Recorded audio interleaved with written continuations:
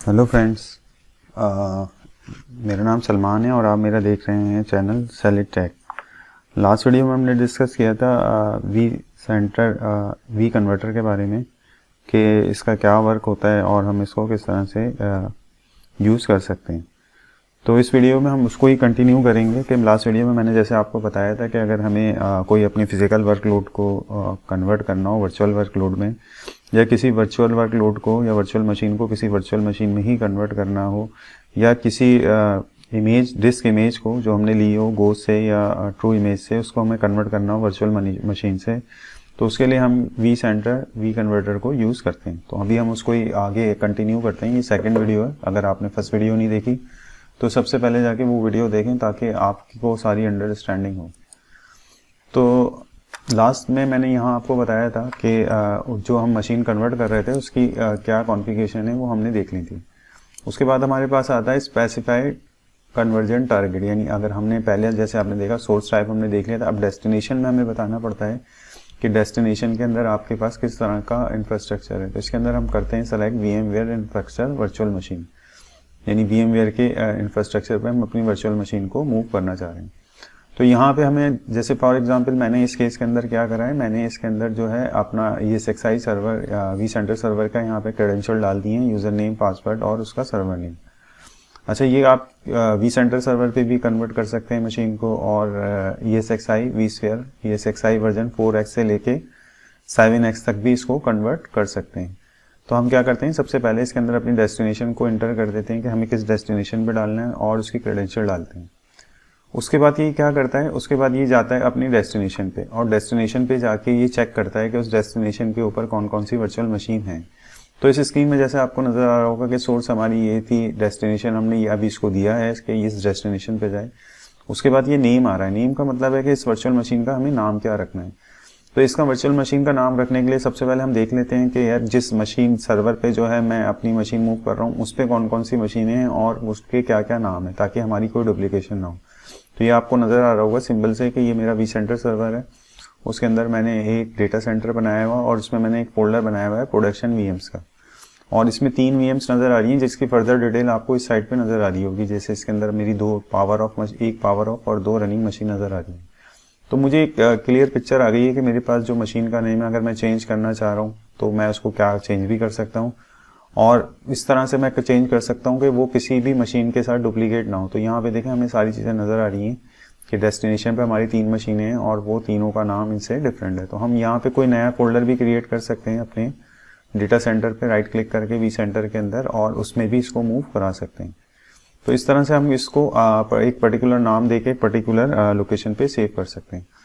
Further ये आपको बताता है कि आप जिस ESXi होस्ट के ऊपर जो सेव कर रहे हो उस ESXi होस्ट के ऊपर जो डेटा स्टोर है जहाँ हमारी सारी मशीनें हैं, जैसे ये ESXi 2 आ रहा है उसके अंदर जो डेटा स्टोर है वो उसके अंदर वो कौन सा डेटा स्टोर है, डेटा स्टोर 1 पे आपको अपनी मशीन को मूव कराना है, माइग्रेट कराना है या किसी दूसरी मशीन पे कराना है। तो उसके बाद आप नेक्स्ट ये सर्च करते हो कि आपकी VM को कौन कौन से डेटा किस डेटा स्टोर पे आपको सेव कराना है। जैसे आपको टोटल कैपेसिटी नज़र आ रही होगी 142.5 GB, यानी हम इसको इस डेटा स्टोर 2 पे अगर कराएं डेटा स्टोर 1 में तो उसमें इतनी कैपेसिटी है, इतना फ्री है और VMFS फाइल सिस्टम है।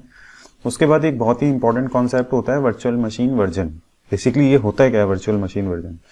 बेसिकली ये होता है कि आपके जितना ESXi वर्जन 4, 5, 4.5, 5, 5.5 के अंदर जब भी हम ESXi वर्जन कोई भी इंस्टॉल करते थे VMware का, तो उसके अंदर एक हार्डवेयर वर्जन होते थे। तो जैसे जैसे ESXi के वर्जन इंक्रीज करते गए तो फिर इसकी तरह आपने क्या करा, अपने हार्डवेयर वर्जन को भी इंक्रीज करा। हार्डवेयर पर के वर्जन को इंक्रीज करने से होता ये है कि आपके पास न्यू फीचर्स ऐड होते रहते हैं अपने नए हाइपरवाइजर के वर्जन में।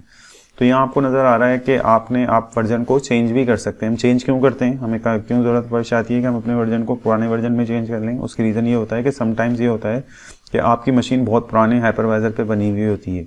जब आप उसको नए हाइपरवाइजर पे लेकर आते हैं तो कुछ कंपेटेबिलिटी इशू होता है, वो रन नहीं होती है। तो आप उस केस के अंदर ये कर सकते हैं कि आपका जो हार्डवेयर वर्जन पुराने हाइपरवाइजर में है वो आप चेक कर सकते हैं, जाके उसका गूगल कर लें, आप उसको गूगल में लिखें अपना वर्जन हाइपरवाइजर का, तो वो आपको हार्डवेयर वर्जन बताएगा। तो आप यहाँ आके उस वर्जन को चेंज भी कर सकते हैं ताकि आपकी जो मशीन मूव हो रही है उसका हार्डवेयर वर्जन वही रहे जो पुरानी मशीन में था। ठीक है। तो देखें यहाँ मैंने लिखा है next select the ESX host that will new VM the data store visible to select the host virtual machine hardware version. अच्छा, उसके बाद जो सबसे इंपॉर्टेंट चीज़ आती है वो ये आती है कि इसके अंदर ना कुछ ऑप्शंस हैं जो आपको नज़र भी आ रहे होंगे, ऑप्शन लेफ्ट स्क्रीन पर नज़र आ रहे होंगे। तो बेसिकली 5 ही ऑप्शन होते हैं जो बहुत ज़्यादा इंपॉर्टेंट होते हैं, जिसमें सबसे पहला जो ऑप्शन होता है वो होता है डेटा टू कॉपी। बेसिकली इस ऑप्शन के अंदर हम क्या करते हैं, इस ऑप्शन के अंदर हम ये करते हैं कि अगर हमें अपनी डिस्क को रिसाइज करना हो, रिसाइज का मतलब ये है कि अगर मुझे उसका साइज़ कम करना है या ज़्यादा करना है तो मैं इसको इसको क्लिक करूंगा और फिर मैं उसको रिसाइज कर सकता हूँ। उसी की तरह आपको डिवाइसेस में कि अगर आपको इस मशीन के अंदर virtual socket, virtual CPU add करने हैं या रैम बढ़ानी है या आपको नेटवर्क कार्ड ऐड कराने, रिमूव कराने हैं, तो ये सारी चीज़ें हम यहाँ से ऑप्शंस के अंदर आके इनको सेट कर सकते हैं। तो इसमें से जो सबसे पहला ऑप्शन होता है जिसके अंदर हम अपनी मशीन को रिसाइज करते हैं, उसको आप क्लिक करेंगे तो आपको आ जाएगा ये नज़र, रिसाइज द टारगेट VMs। अब इसको थोड़ा सा हम देख लेते हैं क्योंकि ये सबसे इंपॉर्टेंट फीचर होता है जो कि बहुत ज़्यादा यूज़ होता है, और इसको हम देख लेते हैं इसमें कौन कौन से ऑप्शन हैं। तो मैं इसको इसका जूम करता हूँ तो इसमें आपको नज़र आ रहा होगा जो मेरी VM है उसके अंदर एक ही पार्टीशन है, C पार्टीशन, और उसका साइज़ मेरे पास MBs के अंदर आ रहा है। जो लास्ट में आ रहा है वो 16,500 MB की मेरी ये मशीन है और इसके अंदर एक ही C ड्राइव है। अच्छा, लास्ट में और फर्स्ट में जो है वो तकरीबन एक ही जैसी चीज़ें हैं। एक जगह आपको जो यूनिट है उसका वो MBs में, और ऊपर जो आपको नज़र आ रहा है फर्स्ट में वो आपको GBs में बता रहा है साइज़, कि आपका साइज़ 16 GB है। अच्छा, मिडिल उसके बाद आप देखेंगे तो सेकंड लास्ट साइज़ आपको नज़र आ रहा होगा पर साइज़ इन MBs। अगर आपको साइज़ MB में चेंज करना चाह रहे हैं या GB में, तो आप ये सेकंड लास्ट ऑप्शन को चूज़ करेंगे, और थर्ड लास्ट को चूज़ करेंगे अगर आपको GBs में चेंज करना हो। तो यहाँ से हम इसको क्लिक करके अपना साइज़ को चेंज कर लेते हैं। एक और ऑप्शन भी आ रहा है 8.57 GB। ये क्या है, बेसिकली ये बहुत इंपॉर्टेंट इंफॉर्मेशन होती है। इसका मतलब ये कि इस मशीन के अंदर मिनिमम इतनी स्पेस होनी चाहिए इसको रन होने के लिए। जैसे अभी ये 16 GB है, लेकिन अगर हम इसको 8.57 से कम कर देंगे साइज़ को, नहीं जो हमारी VM बन रही है, तो फिर ये क्रैश कर जाएगी, ये चलेगी नहीं। तो रूल ऑफ थंब ये होता है कि अगर आपको कोई मशीन स्पेस का इशू है तो जो आपकी सेकंड स्पेस साइज़ आ रहा है आप उसको 2 से या 3 से मल्टीप्लाई कर लें, तो आपकी जो नई मशीन है वो एक अच्छा आपको पीरियड दे देगी उसको रन होने में। जब वो भी आपका फुल हो तो फिर दोबारा कन्वर्टर यूज़ करें और उसके साइज़ को इंक्रीज़ कर लें। अच्छा, ये तो हो गया कि ये आप साइज़ कितना इंक्रीज़ कर सकते हैं, लेकिन आपको ये यहाँ पे एक और विजिबिलिटी होती है कि आपके डेटा स्टोर में कितना साइज़ है। जैसे ये आपको देखें, ये आपको वर्चुअल ये डेटा डेस्टिनेशन डेटा स्टोर में बता रहा है मेरे पास 10333 GB है। तो ये एक विजिबिलिटी आती है इसको आप कंसीडर करते हुए अपने साइज़ को इंक्रीज़ करते हैं। तो ये चीज़ें भी इसने यहाँ पे आपको दे दी हैं। तो इस ऑप्शन की मदद से आप क्या कर सकते हैं, इजीली अपनी मशीन को रिसाइज कर सकते हैं। अच्छा, नीचे आपको एक ऑप्शन नज़र आ रहा होगा ignore page file and hibernate file. Basically hibernate file और ये कुछ एक्स्ट्रा फाइल बनती हैं, टाइम फाइल्स बनती हैं विंडोज़ के अंदर, जिसको फिर अगर आप नई मशीन के अंदर मूव ना भी कराएं तो कोई फ़र्क नहीं पड़ता, तो इसको हम इग्नोर कर देते हैं। और इसी तरह एक आ रहा हुआ क्रिएट ऑप्टिमाइज पार्टीशन लेआउट। इसमें क्या करता है कि ये जो बिल्कुल इसको एकदम एग्जैक्ट कॉपी नहीं करता, बल्कि एक नया पूरा पार्टीशन टेबल बनाता है और एक नया लेआउट क्रिएट करता है और फिर डेटा को कॉपी करता है। तो इससे बहुत एफिशिएंसी हमारी इंक्रीज हो जाती है। अच्छा, उसके अंदर आपको ये नजर आ रहा होगा सिंक्रोनाइज चेंजेस। बेसिकली ये ऑप्शन क्या करता है, अगर आप देखेंगे तो इसके अंदर लिखा होता है कि आप जब VM का कोई स्नैप लेते हैं, क्योंकि ये हम VM का जो स्नैप लेते हैं ये हम लेते हैं बिल्कुल रनिंग मशीन में, जिसको हम क्या कहते हैं, जिसको हम कहते हैं हॉट माइग्रेशन भी कहते हैं। हॉट माइग्रेशन का मतलब है कि मशीन पावर ऑन होगी, कोल्ड माइग्रेशन में हम पावर ऑफ कर देते हैं। तो इसमें हम क्या करते हैं कि जब आपने मशीन का एक स्नैप ले लिया है तो उसके बाद मशीन में अगर कोई चेंजेस होती हैं तो वो किस तरह से रिफ्लेक्ट होंगी आपकी नई VM में। तो इसमें एक ऑप्शन होता है आखिर में सिंक्रोनाइज का। ये ऑप्शन क्या करता है, ये करता है यह है कि जब आपकी मशीन पूरी सिंक्रोनाइज मतलब जब कंप्लीट ट्रांसफर हो जाती है तो ये लास्ट टाइम क्या करता है, क्लोनिंग के फौरन बाद ये देखें नजर आ रहा है रन इमीडिएटली आफ्टर क्लोनिंग। जब क्लोनिंग कंप्लीट हो जाती है सोर्स से टारगेट पे, तो ये फिर क्या करता है, ये दोबारा एक बार आपकी मशीन को सिंक्रोनाइज करता है अपनी सोर्स मशीन से। तो इसमें जो भी चेंजेस हैं वो बिल्कुल अप टू डेट आ जाती हैं।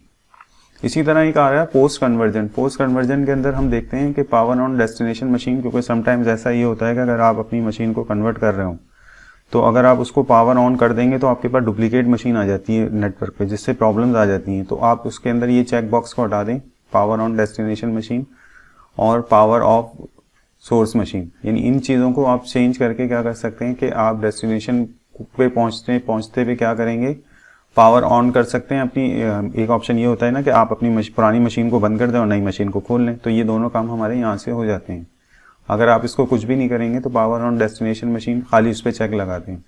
सोर्स मशीन को अगर आप ऑफ करना चाहें तो ऑफ भी कर सकते हैं। तो ये बहुत अच्छा ऑप्शन है। उसके नीचे आपको कुछ ऑप्शन नज़र आ रहे होंगे, install VMware tool on the destination virtual machine, यानी अगर आप चाह रहे हैं कि आपकी जो मशीन बन रही है उस पर आपको मैनुअली जाके VMware के टूल इंस्टॉल ना करने पड़े, तो उसके लिए भी आप ये चेक लगा दें। ये बहुत अच्छा चेक होता है, customise guest preferences for the virtual machine. Basically ये ऑप्शन क्या करता है, इसमें आपको ये ऑप्शन देता है कि आप अपनी मशीन का नाम चेंज कर सकते हैं, IP चेंज कर सकते हैं, मतलब ये इससे हम अपनी मशीन को कस्टमाइज भी कर सकते हैं। रिमूव सिस्टम रिस्टोर और checkpoint on the destination, अगर आपने कोई रिस्टोर पॉइंट बनाए हुए अपनी सोर्स मशीन में तो आप उसको रिमूव भी कर सकते हैं अपनी टारगेट मशीन में, क्योंकि हम कुछ चेक पॉइंट बना लेते हैं माइक्रोसॉफ्ट के केस में और कुछ रिस्टोर पॉइंट बना लेते हैं VM के केस में, तो उसको भी हम क्या कर सकते हैं अपनी टारगेट मशीन में इंक्लूड भी कर सकते हैं और एक्सक्लूड भी कर सकते हैं। और उसके बाद करते हैं रिकॉन्फ़िगर डेस्टिनेशन वर्चुअल मशीन, यानी आखिर में क्या होता है कि सबसे आखिर में ये अपनी वर्चुअल मशीन के अंदर जाके सारे ड्राइवर्स को अपडेट करते हैं, रजिस्ट्री को अपडेट करते हैं और ये सारे पोस्ट इंस्टॉलेशन टास्क को परफॉर्म करते हैं। तो इस तरह आप क्या कर सकते हैं, गैस कस्टमाइजेशन में मैंने आपको बताया भी था कि आप उसका कोई नाम भी चेंज कर सकते हैं, उसकी IP भी चेंज कर सकते हैं और आप नई मशीन बना सकते हैं अपनी पुरानी मशीन से। तो ये देखें एक बहुत अच्छा टूल है और मैं आपको अगेन रिकमेंड करूंगा कि आप जाएं, इसको टूल को डाउनलोड करें और इसको इंस्टॉल करें। आप ज़रूरी नहीं है कि आपके पास 2 कंप्यूटर हैं, आप एक VM वर्क स्टेशन पे 2 मशीनें बना लें। अगर आपके पास उसी वर्क स्टेशन के ऊपर आप एक ESXi सर्वर को इंस्टॉल कर लें vSphere के, जैसे मैं अपनी जो नेक्स्ट वीडियो में मैं यही करूँगा कि मैं VM वर्क स्टेशन के पे एक मशीन बनाऊँगा और उस मशीन को मैं क्या करूँगा, मैं कन्वर्ट करूँगा कहाँ पे vSphere ESXi सर्वर के ऊपर। तो वो मैं आपको डेमो करके दिखाऊंगा, वो सिंगल मशीन के ऊपर हो जाएगा। तो अगेन मैं आपको रिकमेंड कर रहा हूँ कि आप इस टूल को यूज़ करें और अगर आपके पास कोई बैकअप का सोल्यूशन नहीं है अपने इन्वायरमेंट के अंदर तो आपके जो क्रिटिकल सर्वर हैं उससे आप इनका बैकअप लेकर रख लें, पावर ऑफ करके रख लें, क्योंकि इन केस अगर कोई डिज़ास्टर होता है तो फिर आप उसको रिकवर कर सकेंगे। तो इससे जो है आपकी जॉब भी सेव हो जाती है और आपके पास एक बैकअप भी आ जाता है। तो ये सबसे ज़्यादा कॉस्ट इफेक्टिव सोल्यूशन है, क्योंकि ये टूल जो है बिल्कुल फ्री ऑफ कॉस्ट है, इसकी कोई भी कॉस्ट नहीं है। आप इसको किसी भी जगह पे रन कर सकते हैं।